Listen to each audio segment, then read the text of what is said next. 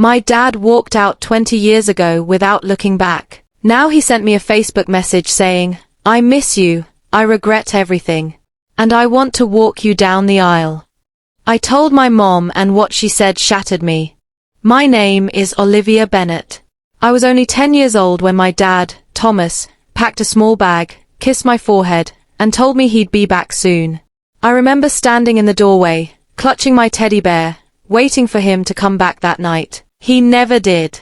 Instead, he vanished from our lives, leaving my mom and me to figure out life on our own. My mom became both parents overnight. She worked 2 jobs, mornings at the diner, nights cleaning offices, and somehow still managed to make me dinner, help with my homework, and attend every school play.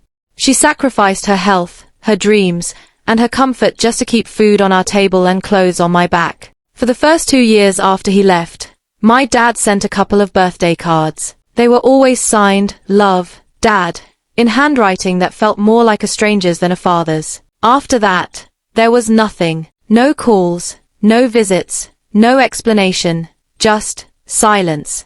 And in that silence, I learned how to stop expecting him. But the thing about silence is that it leaves room for questions that kept me up at night as a child, and that I eventually learned to bury deep inside. I told myself I was fine without him. I told myself I didn't care. For 20 years, I carried the weight of that abandonment. I grew up watching other girls get walked down the aisle at school plays and graduations, while I sat in the audience, clapping for myself. Mom tried to hide her bitterness, but I could see it every time she opened the mailbox and found no letter from him. Every time she paid another bill alone, every time I cried myself to sleep, wondering what I did wrong. Now I'm 30, and I'm marrying the love of my life, Daniel. The man who made me believe in stability again. Wedding plans were in full swing, and we were deciding who would walk me down the aisle. Naturally, it was going to be Mom.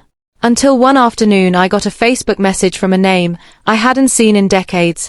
"Hi, Olivia, it's your dad." I almost deleted it without reading, but curiosity won. He said he missed me, that he regretted everything, that he wanted to make it right and be part of my life again.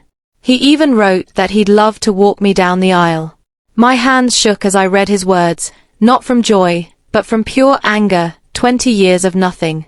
And now that there was a big moment, he suddenly remembered I existed. I told Mom, expecting her to be furious, but instead she froze, tears filled her eyes.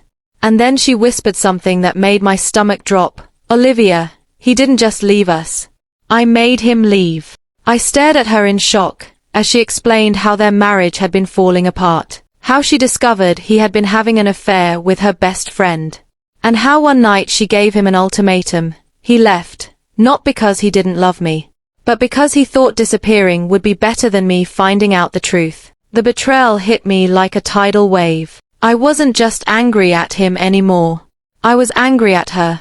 For 20 years I hated a man without knowing the full story. For 20 years I lived in a lie she built to protect her pride. And now here we were, weeks before my wedding, with my family's dirty truth bleeding out into the open. So I made a decision. I told my dad he could come to the wedding, but I didn't tell him the role he'd play. I told Mom the same thing. The day of the wedding arrived, and just before the ceremony, I pulled them aside into the empty bridal suite. I looked them both in the eyes, and told them they were going to walk me down the aisle together, side by side, in front of everyone. Not as proud parents, but as a reminder of what happens when you both break a child's heart. The look on their faces was priceless. Dad's smug confidence crumbled into shame. Mom's careful facade shattered. They walked me down that aisle in absolute silence, everyone watching the tension ripple between us, and when Daniel took my hand, I let go of theirs without looking back. That moment wasn't about reconciliation. It was my revenge. Making them face what they'd done, together, under the eyes of everyone they tried to fool. They thought the wedding would be a new chapter for them, but for me, it was the closing of a 20-year-old wound. I married the man I loved, surrounded by people who truly cared for me, and my parents sat at separate tables the rest of the day, awkward, exposed, and stripped of the power they once had over my heart. Sometimes the closure you need won't come in the form of an apology. Sometimes it comes from reclaiming your power, setting boundaries, and making those who hurt you face the truth. Forgiveness is a choice, but so is self-respect, and you don't have to offer one to keep the other. Please like, share, and subscribe. Thank you.